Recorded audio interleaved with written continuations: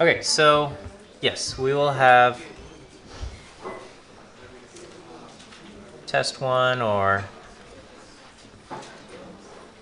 midterm 1 on Friday,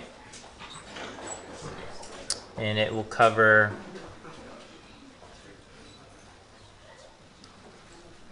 chapters 1 through 4. Today I'm going to start chapter 5, so today's stuff and Wednesday's stuff will not be covered on the midterm. So basically, all of that descriptive statistics up through linear regression. Okay. Yes, question. Will the term be about the same as the quizzes, or will they be different? Hang on, let me just write this. Including regression. All right. So the question is, will the midterm be like the quizzes, or will it be different? So I'll tell you this. The quizzes in general are a little bit more calculation heavy because of the format of the quizzes. You know, it's a short answer and whatnot. The midterm is going to be all multiple choice. Okay. Is that okay? Maybe that's good or bad. So the midterm will be all multiple choice, and I will provide your Scantron forms, okay? So no, don't buy anything.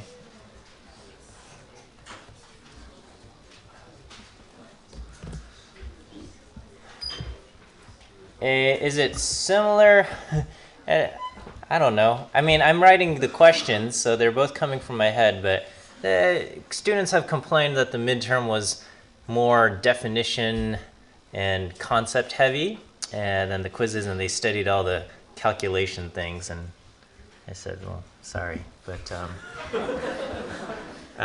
so I guess you can heed that warning. I mean, there's going to be some calculations, but with it being a little bit more multiple choice, or being all multiple choice, it can lends itself a little bit more to conceptual type questions. Yeah, question over here.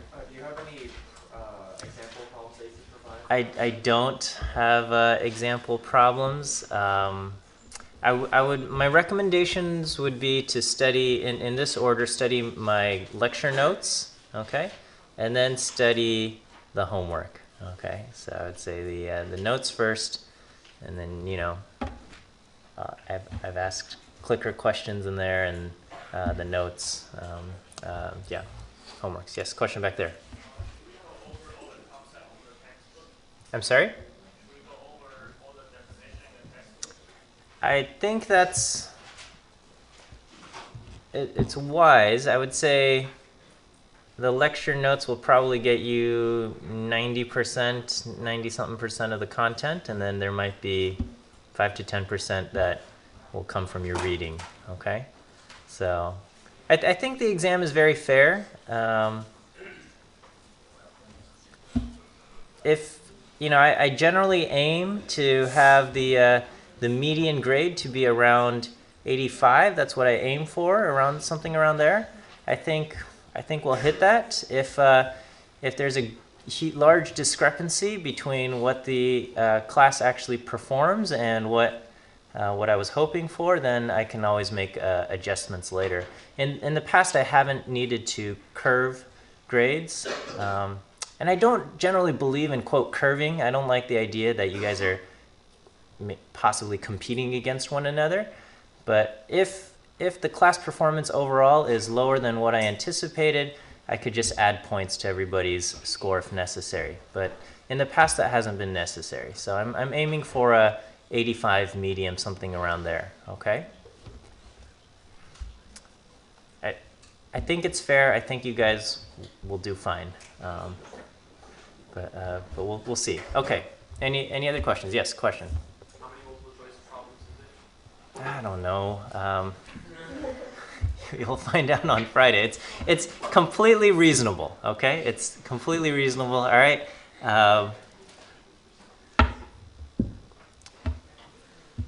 My goal is not to make your lives miserable. Okay. I want you to learn statistics, and I want you to enjoy the lectures and enjoy the material. And yes, I do have to test you and evaluate and see if you've learned, and so that's why we have to do exams. But I'm not trying to it's not my goal to make anybody sad about their grades. Okay, that's you know, I want you to enjoy your time in school. Okay, these are like these are the best years of your life. Well, I don't know. I shouldn't say that, but they're really great years, and I hope when you look back on your time at UCLA, you'll say, man, those are some good times. I know every now and then, you know, I see these memes about school and and it's like, okay, well, I get it, but all right, let's. Why don't we start with a couple clicker questions covering some regression stuff, and then we'll get into chapter 5. Okay. So so let's say. All right. So here we'll do a clicker question 1.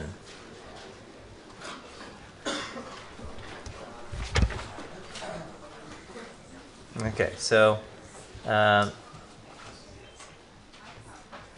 you create a linear regression model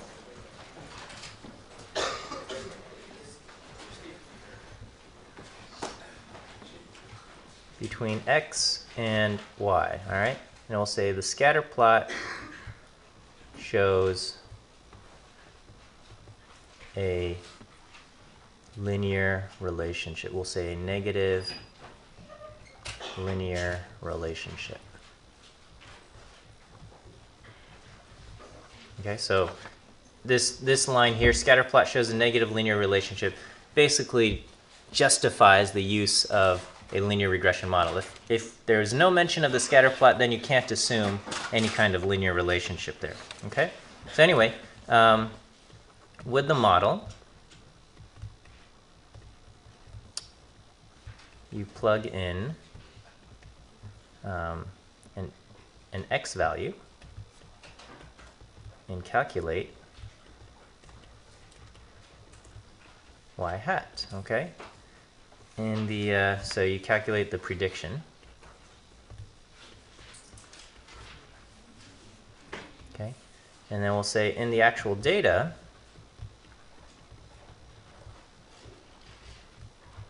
an observation with that x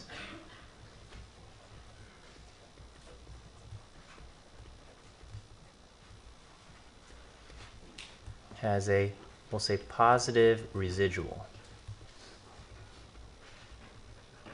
Okay, what does this mean?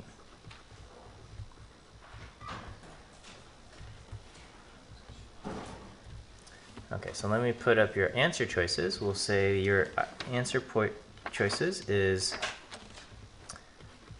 the observation is missing the y value. B would be the actual value.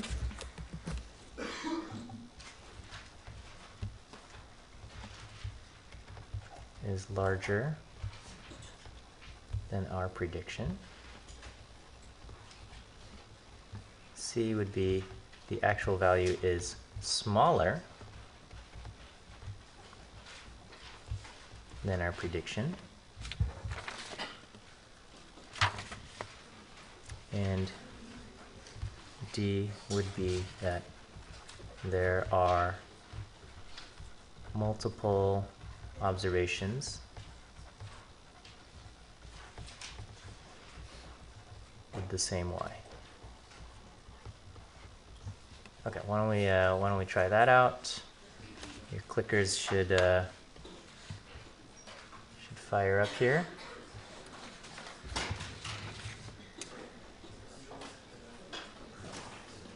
Okay, if you want to discuss with your neighbors, that's fine.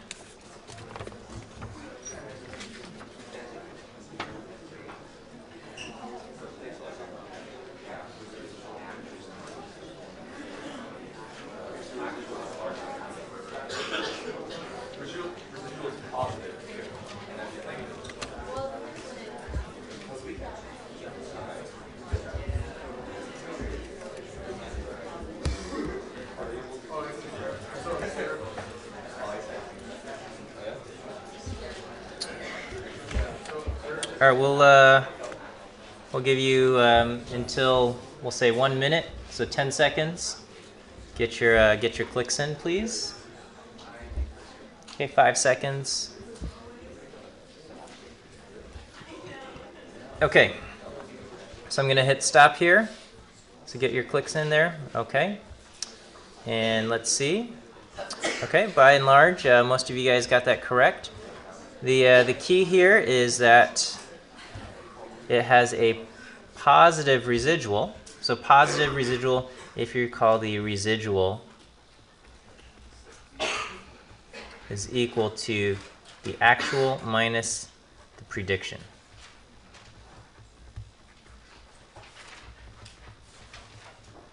So in this case, if the residual is positive, then that means the actual value was larger than the prediction. Okay, so that's our first question. Let me, I'll throw another clicker question at you guys regarding linear regression. Okay, so let's, we'll say a scatter plot shows that linear regression is appropriate.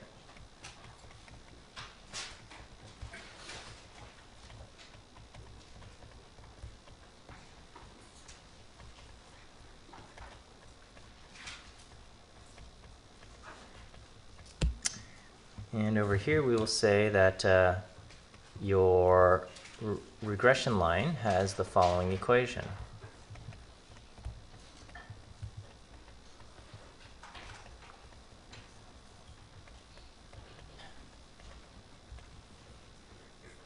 Okay, so we'll say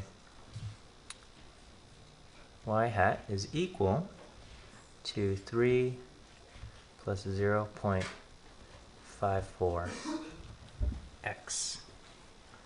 Okay.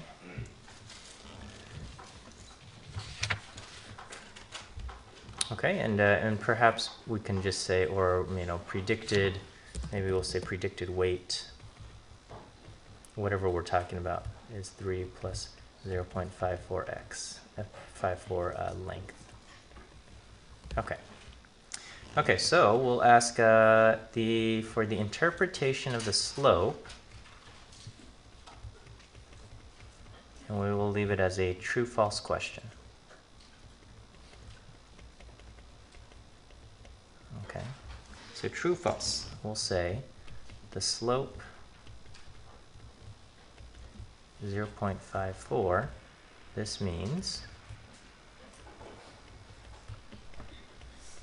that increasing the length by 1 unit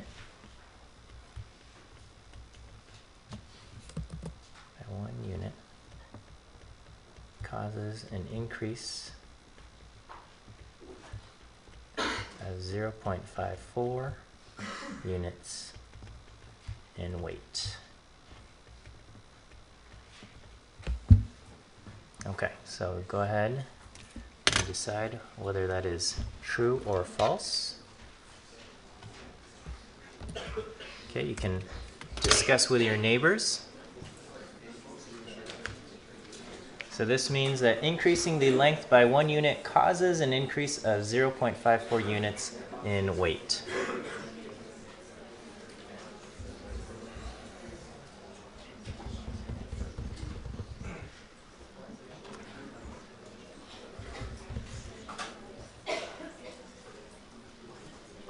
I feel a little guilty, but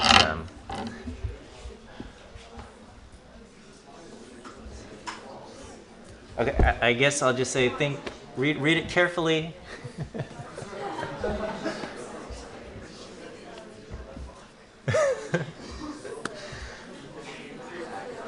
Okay, we'll click stop, and are you ready? Okay, I'm gonna hit stop here. Okay, it was kind of funny. I could see the numbers change as soon as I said read carefully. It was like, okay. All right, let's see what happened.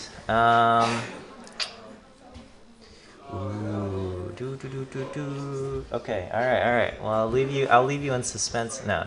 All right. Well, this is the correct answer, B. Oh, okay. Oh, yeah. Okay. So the problem here is this word causes. Okay. This is the problem. Okay.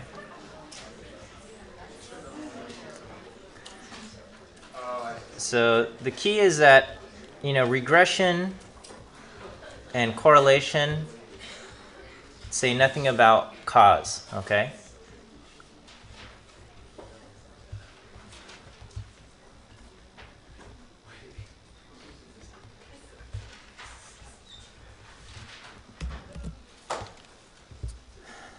Okay, so what would have been okay would be that this means that increasing the length by 1 unit, we can say goes with an increase of 0.54 in our predicted weight. Okay, so and it would be correct if I said goes with an increase of 0.54 units in predicted weight. Okay, because as far as the length and the weight, whatever we're talking about, it's not that the length is the cause of the change in weight, but just that as far as a regression model, it corresponds with or whatnot, and it goes with the predicted change in weight. Okay.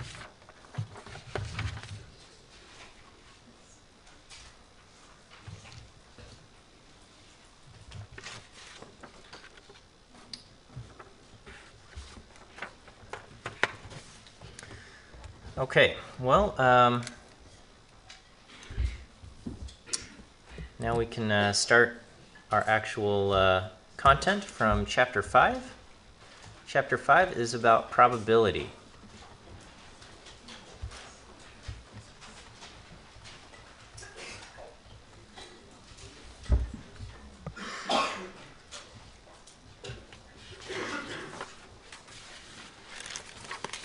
Okay, so we can think of probability as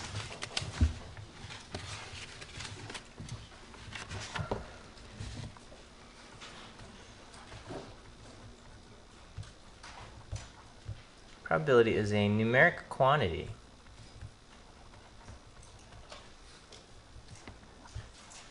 to express the likelihood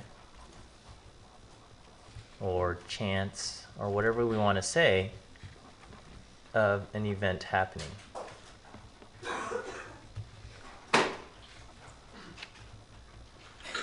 Okay.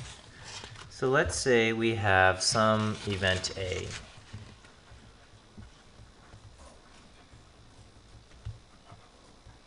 Okay. We would say that the probability that A will happen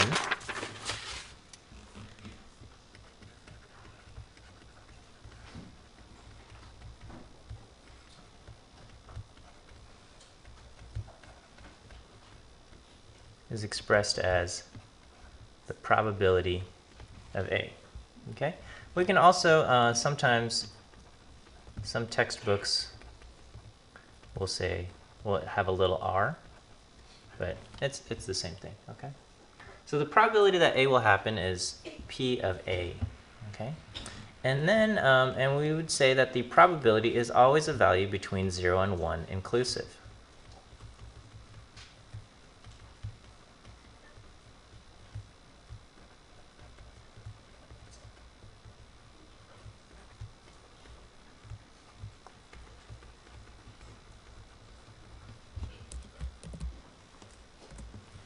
Okay, or we can write 0 is less than probability of A, less than or equal to 1. Okay, and if probability of A equals 0, then A never happens.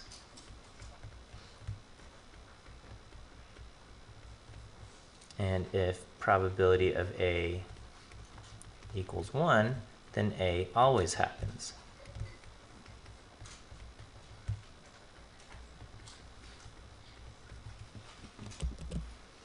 And so, we are often familiar with probabilities already. We can say, I will flip a coin.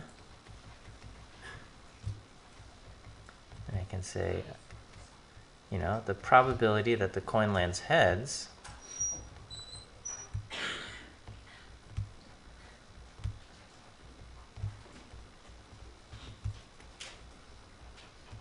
okay, so if we're going to say the probability that the coin lands heads is what?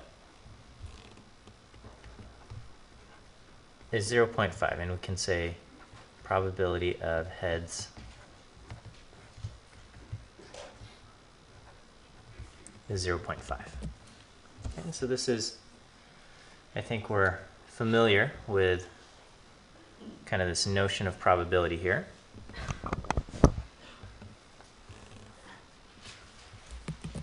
Let's, it is important to note that in our class, we are referring to the frequentist view of probability, okay? So in our class, we take on the, we use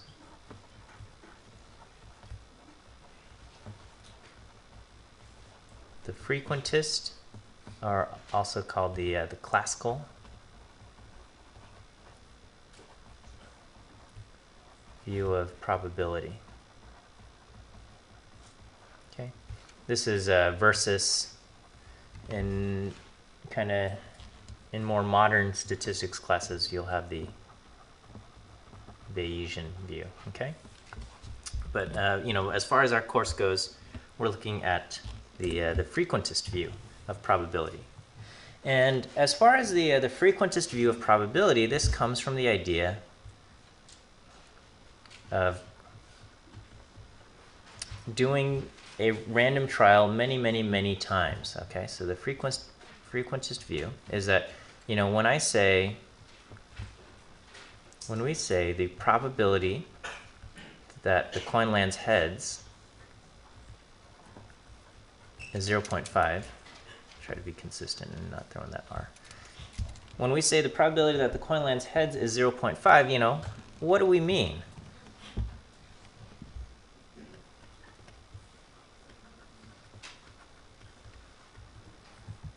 Okay, and I've often posed this question in the past, and students will just come up with synonyms for the word probability. They'll say, oh, well, the chance that the coin lands heads is 0.5, or the likelihood that the coin lands heads is 0.5. But when you actually flip a coin, it's either going to land heads or it's going to land tails. It's not going to actually land heads 0.5, whatever that means. What we're referring to is, what we mean is that the long-run relative frequency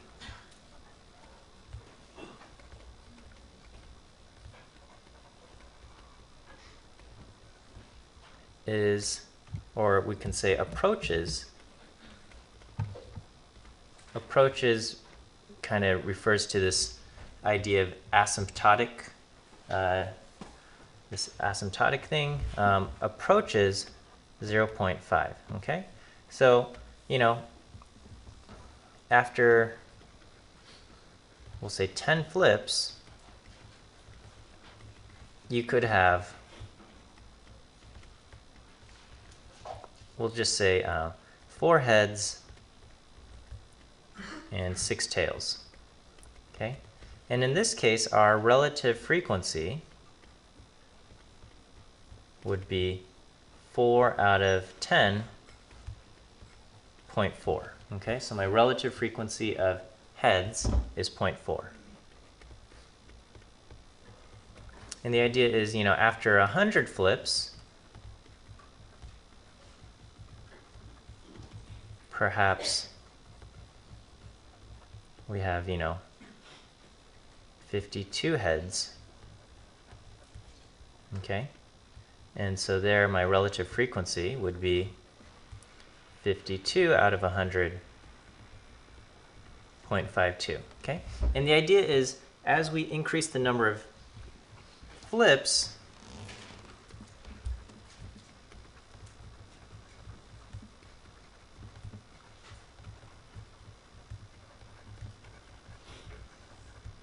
to, something around infinity, which is not possible, but as we increase the number of flips, the relative frequency will settle around 0.5, okay?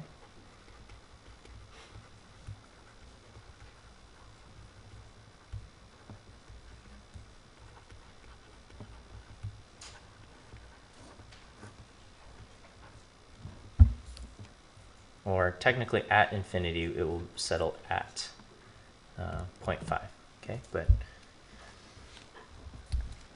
theoretically, but we can't reach infinity on any kind of practical level, okay? I want to make a distinction between what we might call empirical probability and theoretic probability, okay? So far we've been talking about relative frequency from these, hypothetical trials. These are empirical probabilities.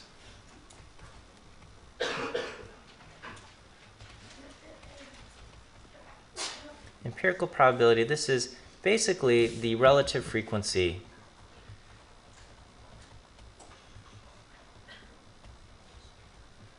of the event,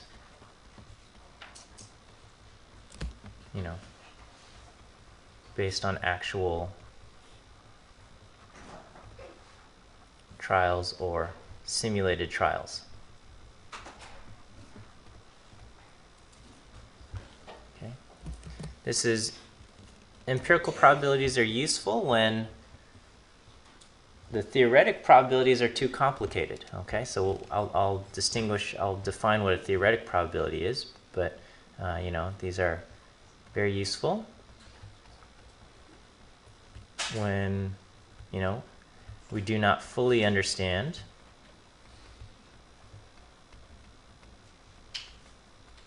the, quote, inner workings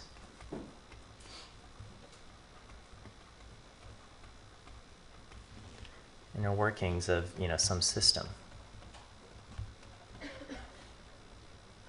Okay, and so for example, examples of empirical probabilities.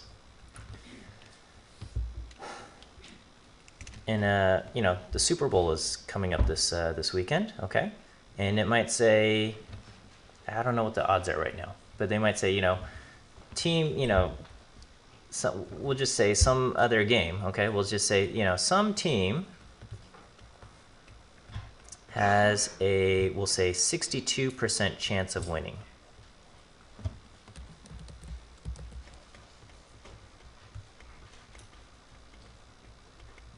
Okay. Now, how did they come up with this number 62%?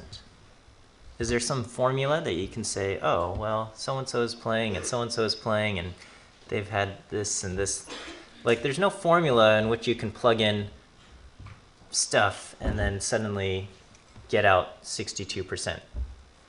Well, not an easy one, at least, okay?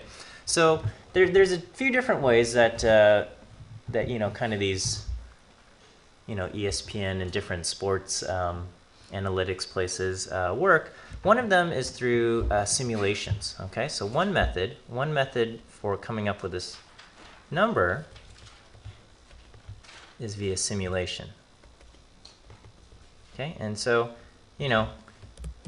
if you aren't aware, we can simulate football games, all right? You can get your Xbox and run Madden and have the computer play against itself, okay?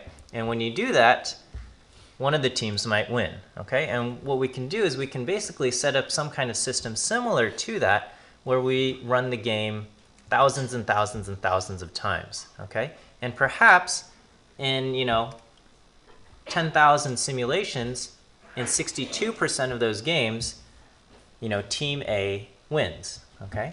So one method is via simulation, and we can say, after 10,000 simulated games,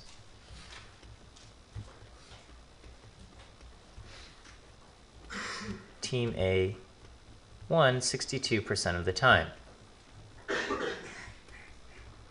Okay, and so based on this, we can say some team has a 62% chance of winning. This would be kind of the empirical probability. It's not based on what we'll learn are these theoretic rules and whatnot, but it's kind of based on some simulations or trials of this.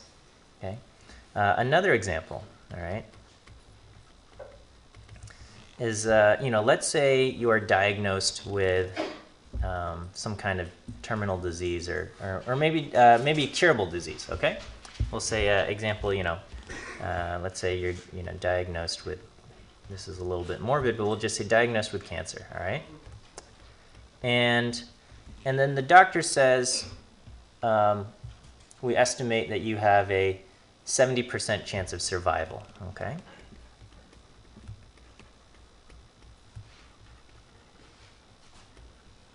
Okay. Where is this 70% coming from?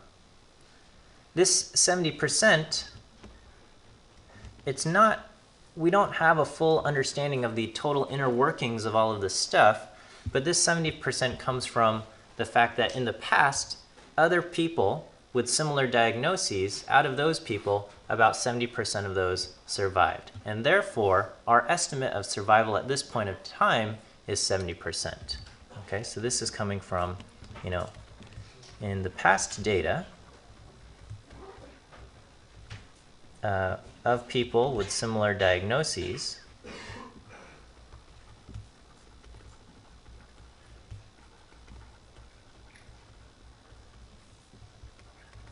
%70 of them survived.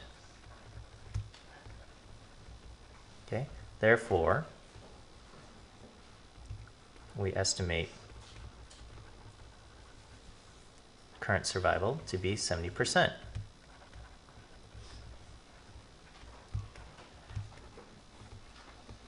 Okay, so these are empirical probabilities. Other examples of empirical probabilities are a bit more trivial, but let's say you had never seen a coin before in your life and you didn't quite understand how physics worked, and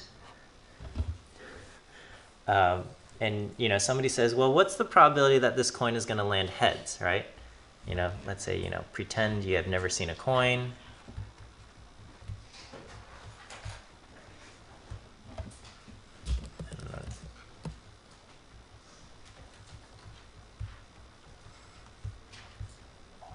And we ask, what is the probability it will land heads?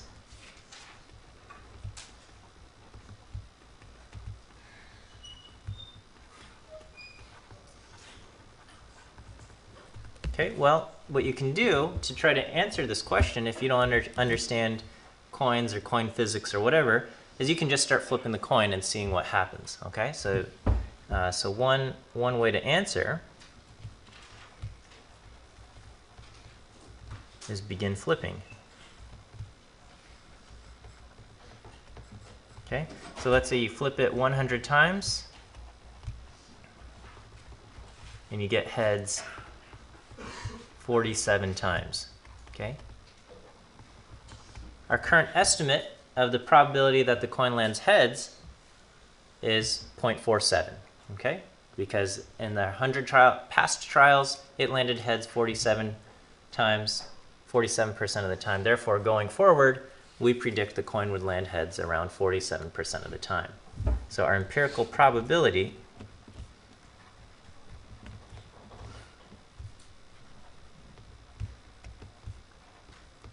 is 0.47. Okay.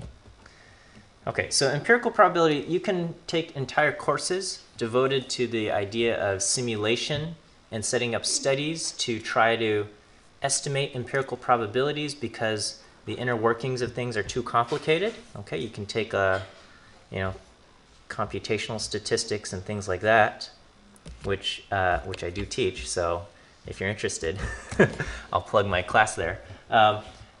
But that's about all the time we're going to spend on it as far as this class goes. Okay, the rest of our coverage of probability will be on theoretic probabilities.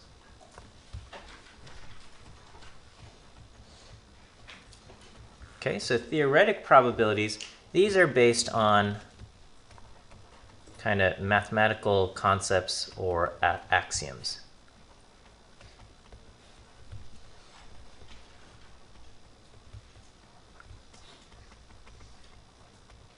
Okay, and so this would be something like, a coin has two sides, and both are equally likely.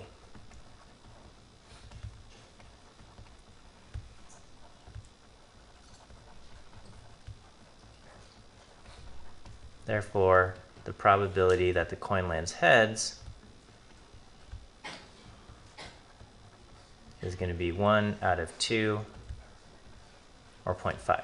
Okay, so this, when we say the probability that the coin lands heads is 0.5, often we're referring to the theoretic probability that in the long run this is what's going to happen, and it's based on the idea that both sides are equally likely.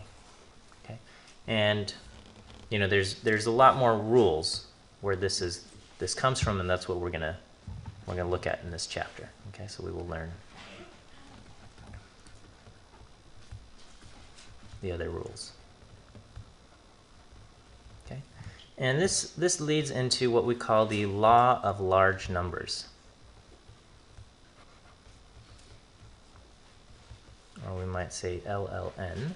Okay, and this is the idea that when you have an empirical probability, the more times you repeat the trial, so if you increase the number of trials,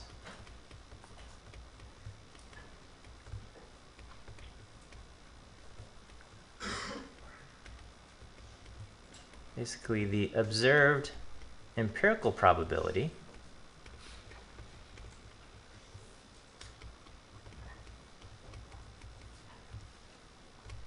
will approach the true value of the theoretic probability.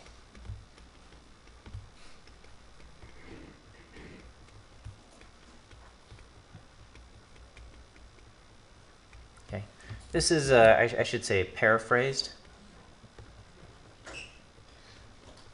The actual law of large numbers is a little bit more mathematically rigorous and complex, but the general gist of it is that as you increase the number of trials, the observed probability empirical probability will approach the true value of the theoretic probability.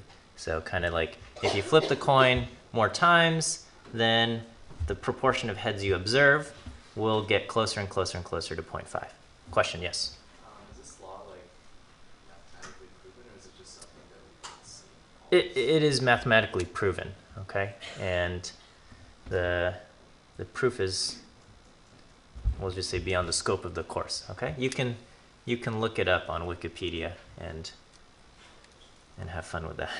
But, actually, if I have a confession, proving the law of large numbers is probably like my least favorite thing of statistics, doing the mathematical proofs for that. But I think conceptually it's easy to grasp, right? It just makes sense, right? And so, you know, that's what casinos use to stay in business, okay? If you go to Vegas and play any game, all of the probabilities are set up in such a way to give the casino an advantage. In the short run, anytime you play, you might get lucky and you might bet only $10 and you walk away with 100, okay? In that situation, the casino lost money. They just lost $100 on you as a customer. But in the long run, with thousands and thousands of people playing, overall, because of the law of large numbers, and they're betting on increased number of trials, their actual earnings are going to benefit the casino in the long run.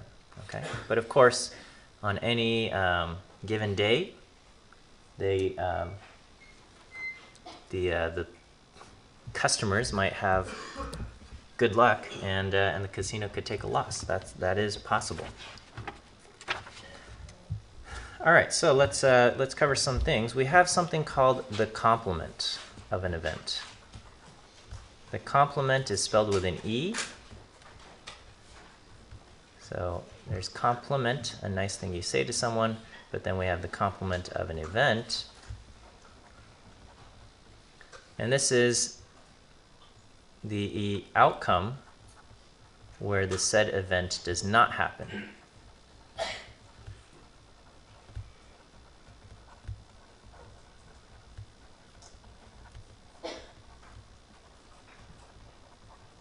So we can basically have, we have event A, and the complement can be thought of as not A, okay? Or also written, sometimes it's also written as A complement, okay? But I think as far as being English speakers, not A is easy to comprehend, okay? And then so if we have, the probability of A, then the probability of the complement, so the probability of not A, is equal to 1 minus the probability of A, all right? So if we say, I've got some kind of bag, okay, and we'll say there's little marbles in here. We'll say there's a probability of drawing a red marble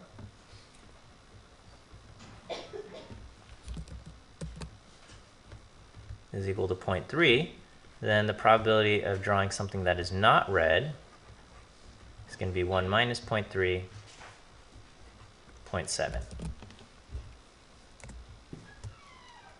I think that's straightforward enough.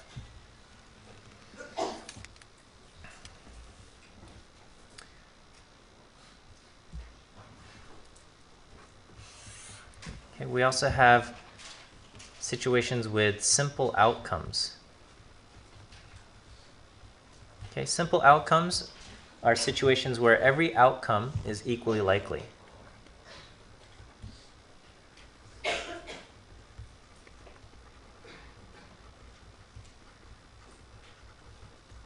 So examples, the coin flip. You can have heads or tails, both are equally likely. A deck of cards. You have 52 cards, and each card, if we do each card is equally likely.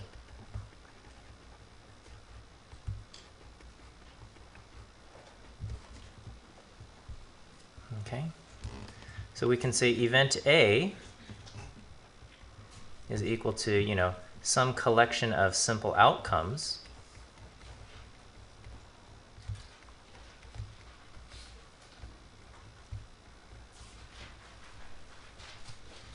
then the probability of A is equal to the number of outcomes in A divided by total number of outcomes.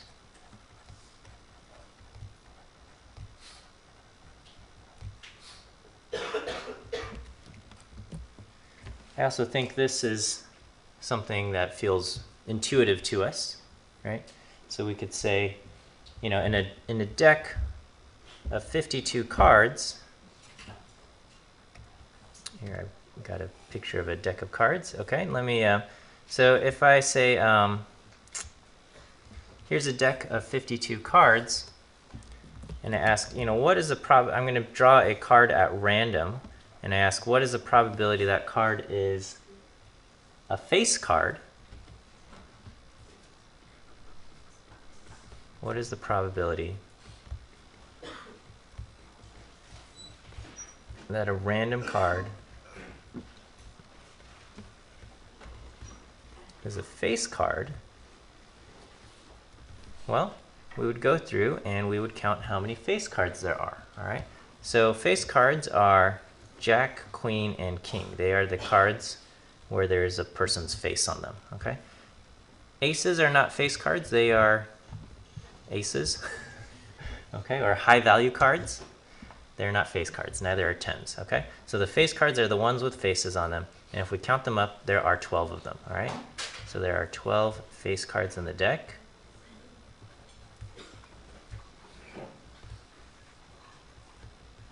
Therefore, the probability of drawing a face card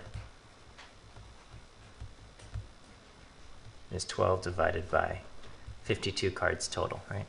So we'll say 52 cards total in the deck.